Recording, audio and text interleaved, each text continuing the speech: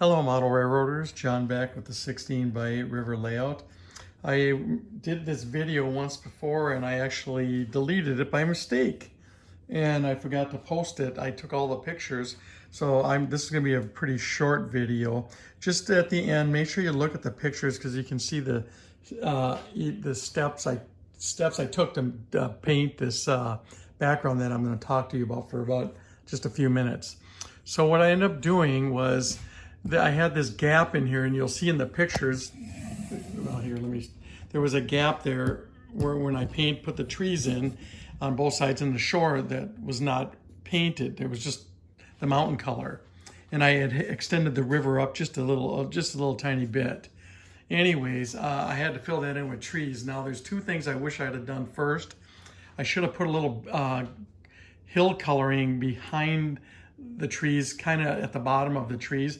I might still try and do a little tiny bit of that in between some of the branches right down at the bottom. But it's not, you don't have to, it's not necessary. But I just think that would have made it look a little better. But what I did was I took and I painted pine trees to fill in that gap. And I'm going to do that in a couple other spots around the layout, right directly onto the wall.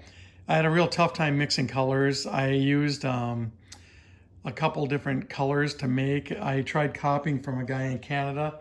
I could never get the colors he did, so I just took my trees. Me and my wife just kind of sat down and tried mixing colors till we found one that matches our trees pretty well.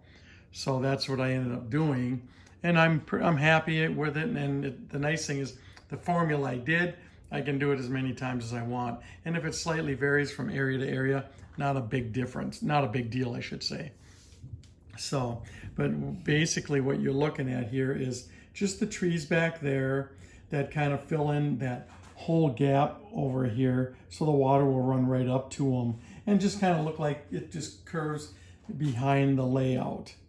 I might, on the about an inch up, I might start painting a little more detail of like some twigs and branches and things like that sticking up.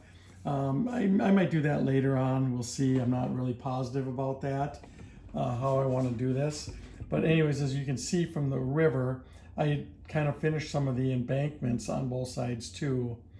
They've come, I think they're pretty good. It's mostly just ground foams from Woodland Scenics and Martin Welberg tufts and rock, and then of course all my shorelines are grout. So that's basically all I use on this. Now I have a series of pictures and videos, and if you've watched my shorts, you would have already seen that I've had this done for quite some time. I did this about 2 weeks ago, and I just keep forgetting to post it. And so now I thought of it. It's my order of posts are out of order right now because of forgetting a few of these. Today I'm just making this video, and it's the day before Thanksgiving, so this should have been up 2 weeks ago. Anyways, that's kind of what I've been working on. And like I say, if you watch shorts, you would have seen the trains zipping by here and seen these trees. Basically, to paint the trees, I just took brushes and crisscrossed, this way, this way, this way, all the way up till they got small. And I made some, to get some shapes started, I took some foam and cut out a few shapes, almost like making a little stamp. And I will maybe one time show a little video on how I did that. And that's how I did all these little ones. The top ones I painted literally with brushes, and I did goof them up quite a bit. Some of them have round tips on them, but they're good enough. I don't care. Most people won't even really think of it.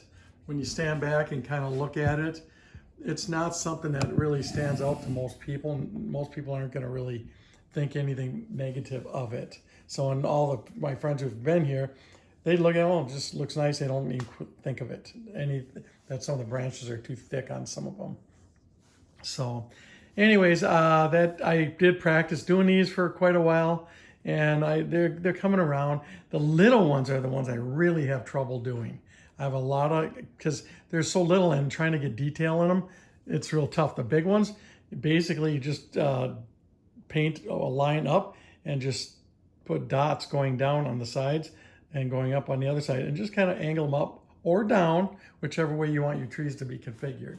So that's all I did. So watch the pictures at the end of this video and let me know what you think. Thanks.